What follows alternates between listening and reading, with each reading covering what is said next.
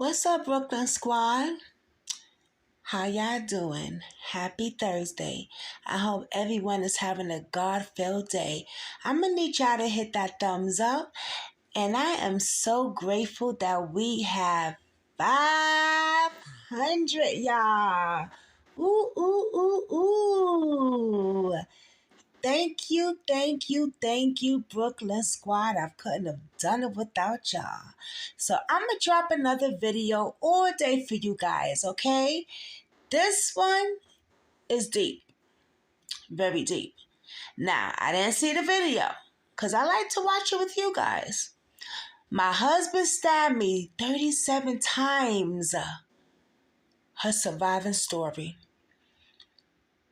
Y'all know that domestic violence is really serious. We don't play with that. I've survived it. Was a victim, not a survivor. And she is too. So I'm going to need you to hit that notification bell. I'm going to need you to subscribe. And I'm going to need you to hit that thumbs up. And I'm going to need you to put some prayer emojis in the comments. Because this woman sounds like she's been through hell. It says stabbed 37 times. Let's get into it. Shocked when he did that. The look that he had in his eyes was like I was staring at a totally different person. Like I was staring at a monster. It was so hard for him to get him to come back to reality. And I was literally like, he's gonna hurt me. So I remember like telling him, Ivan, please don't kill me. Please don't do this. The kids are sleeping. You cannot do this. The kids are gonna wake up. You cannot kill me in front of the kids. You cannot kill me because what's gonna happen with the kids? Begging him for my life. My name is Melanie Gonzalez, and this is how I survived being stabbed 37 times by my husband. I grew up in Humboldt Park, Chicago. I met my husband like 9 years ago through my best friend who is a sister. It was about 2 months that I caved in because he was very, like, he would come spend the night. Me and his sister were roommates. He would come spend the night every weekend, him and all his other brothers. And they would come and spend the night. He would like bother me. He would like, try to watch Netflix with me. And finally one night I was like, fine. So what made me like him was he was so sweet. Let me put me down in the beginning. So me and his sister always been best friends. Even we were roommates when me and her brother got together.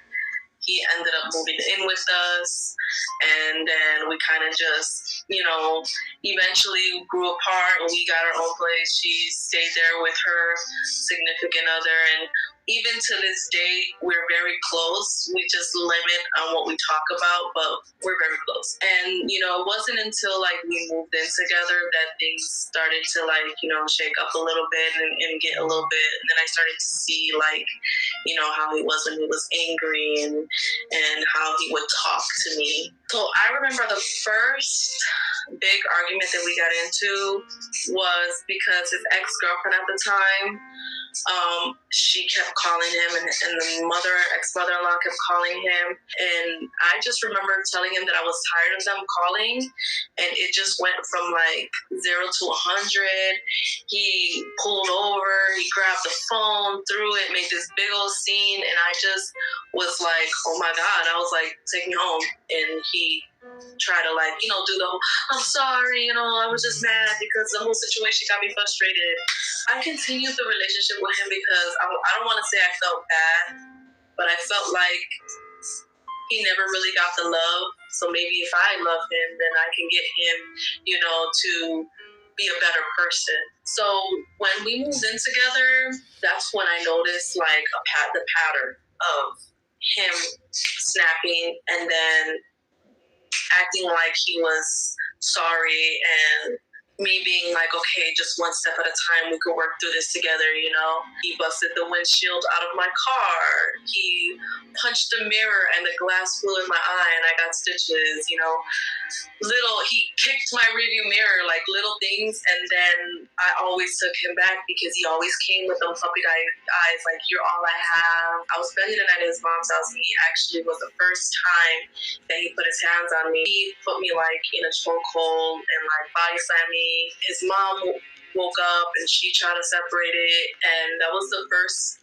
time that he actually, like, put his hands on me. He ended up showing up to my mom's house and was like, with the puppy dog eyes, please. And that's when he told me that he was suffering from bipolar disorder. I can't give up on him because he has bipolar. I have to try to help him. I took him back. We got an apartment, I want to say, the following week or two. It started with a car. He busted my windshield. Then it went from that to him. We're at his mother's house, and he kicks in my rearview mirror because he's upset, and he's trying to tackle me to the floor, to him punching the mirror in the bathroom of our home, and the glass shooting and hitting me in the eye. I got 3 stitches. What was hard for me was because his mom was always like, just give him time, she would always pull the guilt trip on me, like, he's going through a lot, just let him breathe and then come back and then start talking. We got married in 2017. Things were not like they were going up and down. And then I think he knew I was kind of getting fed up, and then he asked me to marry him. He wants to marry me, and I let him know, like, okay, if we get married, things are going to be different. We got married in a church. We did the whole reception. It was a beautiful wedding. And then I found out I was pregnant a month before the wedding. So I did not enjoy it at all. It was a beautiful wedding. I danced. I could not drink. I could not do anything. So I was like a little upset. And then we moved to a different house, and I noticed a change. I found out that I was 3 months pregnant. We just got married. He cheated on me. So then that's when I emotionally was like, I don't want to do it anymore. I've always said it. It's going to sound horrible. We can argue. We can fight. But he never cheated on me. And then, boom, he cheated on me. Here he comes with his puppy dog eyes. And, I can't do this. I can't live without you. I want to be a father to my kids. I want to see them grow up. Being a child who didn't grow up with both her parents, that's the one thing I want for my kids is both parents. So in my mind, I'm thinking, like, okay, I'm changing him. He's changing. We're having a baby. We just got married. He messed up, but we're going to work through it. We're going to try to make it work because he made such improvements that we can't just end it now. And we moved to Florida, and COVID hit. And when COVID hit, I want to say that was the worst time of my life, because he picked at me and picked at me and picked at me. And I would literally be in the bathroom crying. During COVID time is when he started accusing me of moving to Florida to be with, like, another man. And mind you, we're locked down. We're always together, all the time together, 24/7. Like, I wasn't working. He wasn't working. It was so bad. And then I got a job. So that kind of kept us separated, and it kind of like things started dying down. I want to say I was there for about a year at that location. And then we decided to move to Port Richey. My mom and my dad, they live in Tampa. And my mom's the type of person, if she don't hear from me in a couple of days, she'll pop up at the house. So little did I know that the real reason for us moving to Port Richey was because it's about an hour away, and she can't just pop up when she don't hear from me. I decided to go back into management. I got the job of my dreams. Love that job. Oh my God. The job of my dreams. And I started realizing my self-worth. I'm better than this. I deserve better than this. I have a career of my dreams. I have 3 beautiful children. The house of my dreams. And there's only one thing that's holding me back. He destroyed everything on Christmas. And when I called the police on him, they told me that there was nothing they can do. One layer that made him mad was when I called the law to get divorced. And the attorney told me that we were never legally married. And and that the pastor never sent us the paperwork. I remember being like the biggest weight off my shoulders. So Mother's Day, we got into an argument, and I told him, you know what? I'm done. I have no fight in me. And he's like, you're done? Then I won't come back from Chicago. I'll stay over there. I'll take all my stuff to Chicago, and I will never come back and see you and the kids. And normally, I would be like, you can't do that to the kids. And I would fight him so hard because I wanted him to be a part of my kid's life. And that day I said, okay. And that was the first time he shut up and walked away from me. The next day, I woke up like nothing. 5:30 in the morning, getting ready for work, doing my daily routine, put my stuff in the car, came back inside, filled my water jug. I noticed my daughter was awake. I knew something was off. And I remember passing by my daughter's room and seeing him sitting there, shaking. And I remember the way his foot was hanging off the bed, shaking.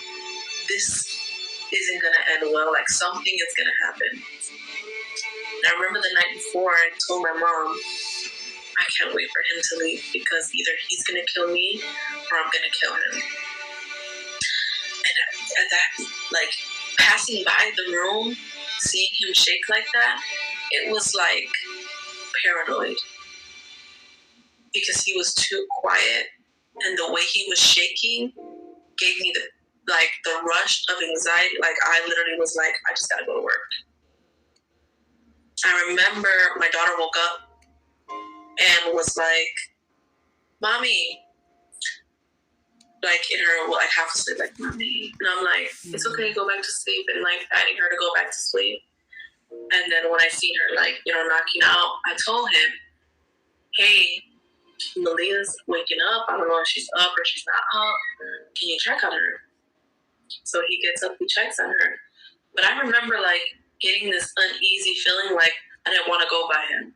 So I remember asking him like, hey, you're going to Chicago tomorrow. I know you were going to take the kids with you to my mom's house because she's going to take you to the airport in the morning, but can you wait until like, I get out of work so I can say goodnight to them?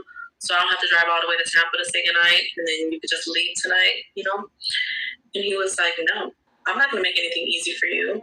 I was like, okay. And he was like, I hate you, right?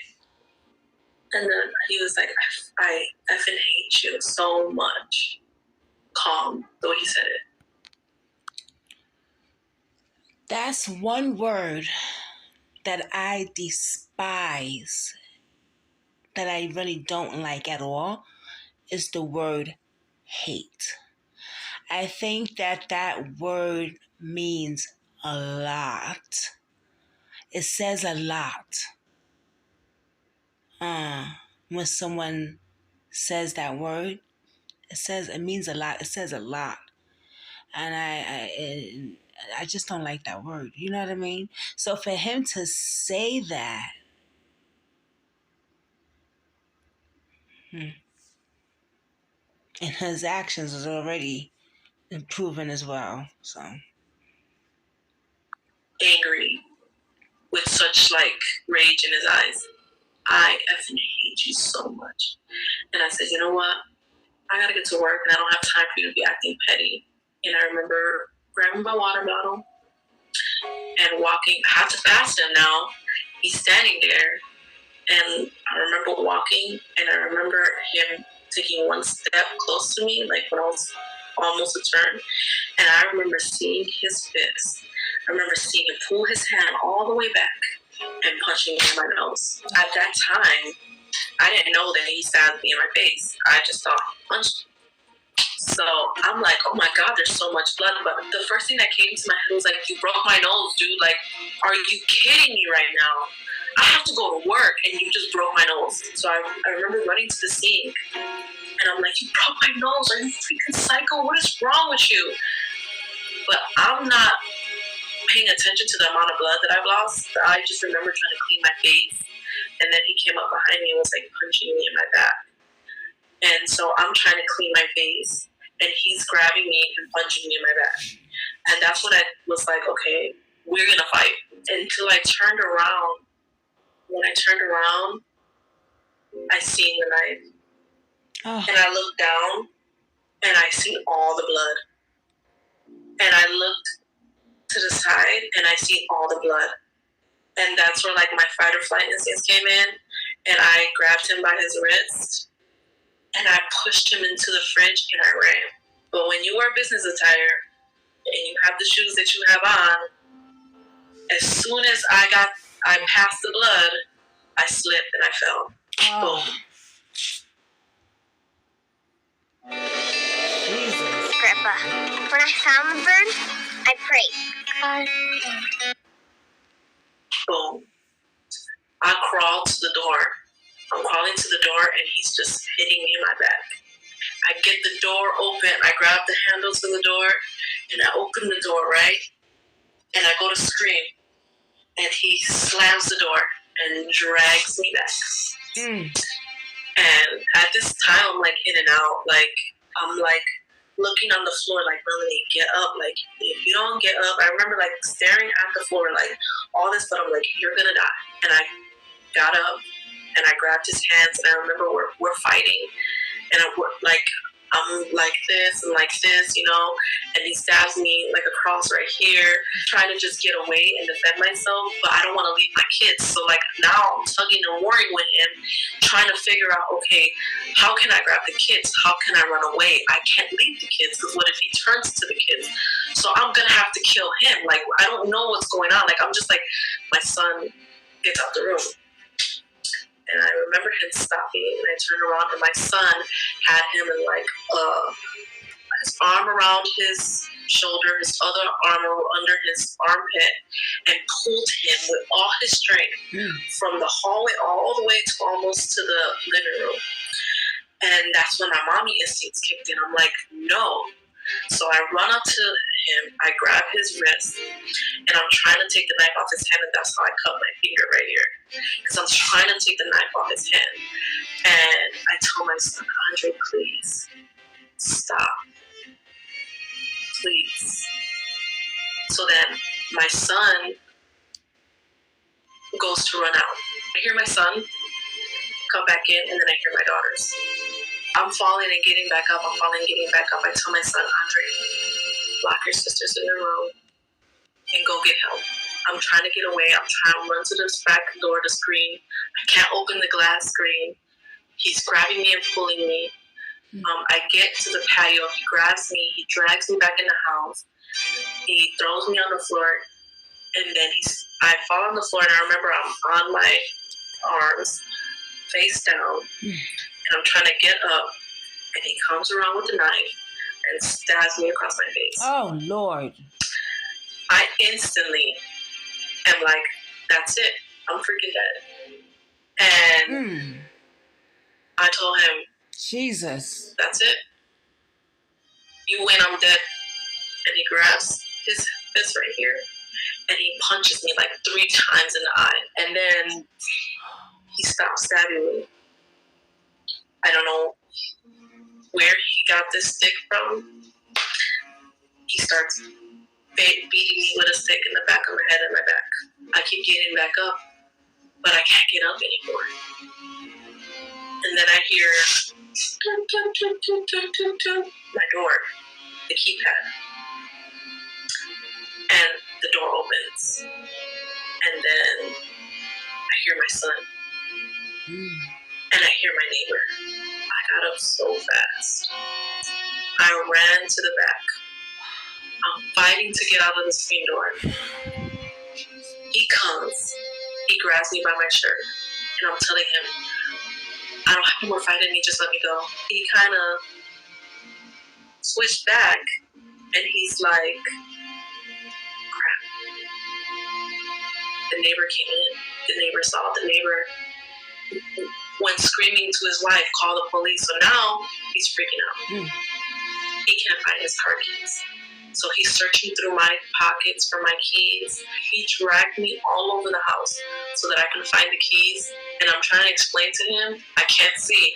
I'm not scared. I'm not sad. I'm not anything. I'm dead. Like, in my mind, I'm like, I'm dead. He starts freaking out because I'm telling him I can't see. He lets me go. I run to the back, and my son's on the opposite side of the screen door. He's trying to, open it. And that's when he looks up, and he actually looks at me. And he stops, and he, and I told him, don't look at me, Andre. Open the door. I took my sweater off. I wrapped it around my head, and I tied it tight. And I told him, push the door. And that's when I start feeling weak now. So I'm like trying to push the door. He opens the door. I tell him, Andre, grab your sisters. He runs into the room. He grabs his sisters. And I said, I'm going to use the last bit of my strength, and we're going to run. So he grabs his sisters, and I use my last bit of strength, and we're running from the back through the left side of the house to the front, and I see my neighbor. And it was just like, I saw Jesus, like, I could take a deep breath because I knew, like, my kids were going to be saved. So he's like, go into the house. And I told him, no, put the kids in the house. I'll sit in front of your house. I didn't want to bring blood in his house, and I didn't want to scare my kids any more than they were already scared. Right. I sat in front of his house, and he sat right there with me. He's on the phone with the police. I could hear my husband getting into the car and driving off. The ambulance came, and I remember the ambulance driver was arguing with the police officer because they didn't call in a trauma, but the police officer was like, we thought it was just a domestic dispute. And I remember looking at the ambulance guy, and I'm like, I'm going to die, right? And he's like, you're not going to die. And I told him, tell me the truth. I'm going to die. And he's like, you're not going to die. We're going to help you. We're going to make sure you don't die. And I looked at my neighbor and I said, make sure my mom gets my kids. So I'm going to die. It's like that feeling of like, you're going to die. God, like, no. That is the worst feeling in the world because then everything flashes before your eyes. Yes. I got my mom, I got my dad, I got my brothers, I got my sisters, I got my kids.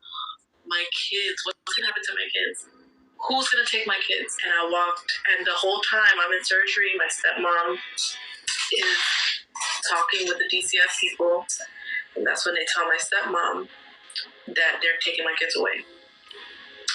And that I failed my kids because I knew I was in a domestic violence situation, and I knew I was going to get stabbed 37 times, and I knew that I could just get up and leave, and I knew all the resources that there was out there in the state of Florida. Mind you, I've only been here 3 years, so they're going to take the kids away. I remember being so angry, and I remember getting out the hospital, and being so afraid.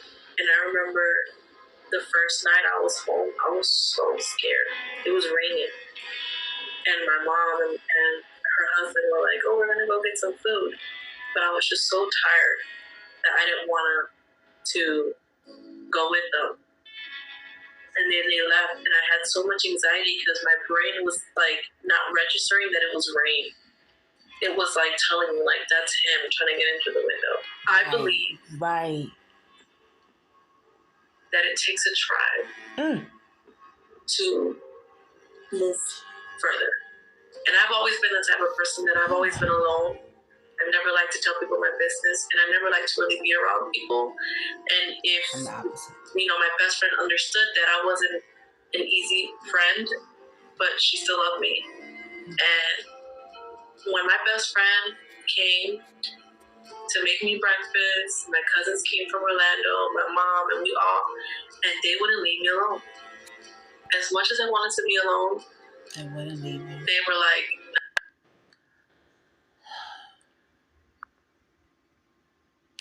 this is very deep, and it's real. It's so real. It happens every single day. Fuck the single day. Every moment. Happens every moment. Look around you. This beautiful Latina is telling you her story. Well, I don't know if she's Puerto Rican, Mexican. Her last name is Gonzalez. Beautiful woman is telling you her story. Thank God she lived.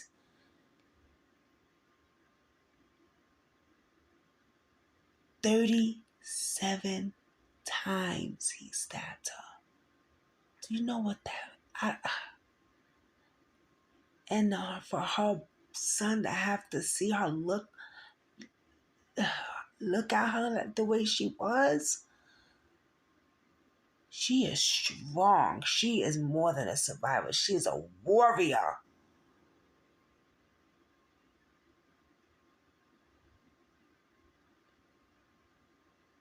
Wow. We are here. And the day that I got my kids back when I moved into the new house was the best day of my life. So I can't sit up here and hate the world and hate life because why did he let him take my eye? And why do I have no hair right here? I can't be upset at anything because I'm still alive. And I'm still with my kids. Say that. And baby. There's life after domestic violence. Yes. There's life after trauma. You just have to learn how to live it. Yes. He punched. She said it. There is life after domestic violence and after trauma. You just have to learn how to live it.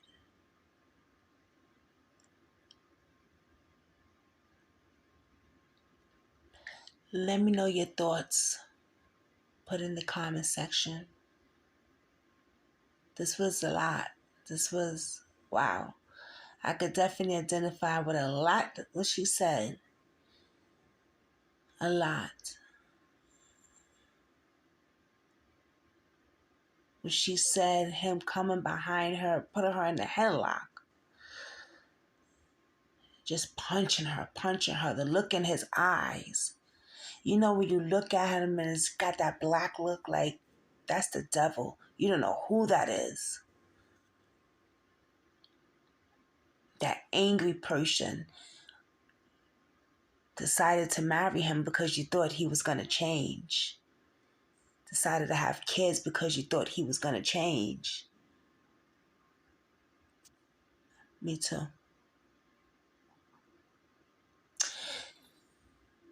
I want to know your thoughts, what you have to say about this. Brooklyn Squad. Remember, domestic violence is never okay. And you are not alone. Despite whatever you're going through, you're not alone. There is a God. And there is people like me and other people out here who do care. I will find a number and I will put it in the comment section below if anyone feels that they are in a situation and they need to get out fast, or they're wondering or thinking about it. That number will be there. And you can also hit me up as well. Thank you for watching this video.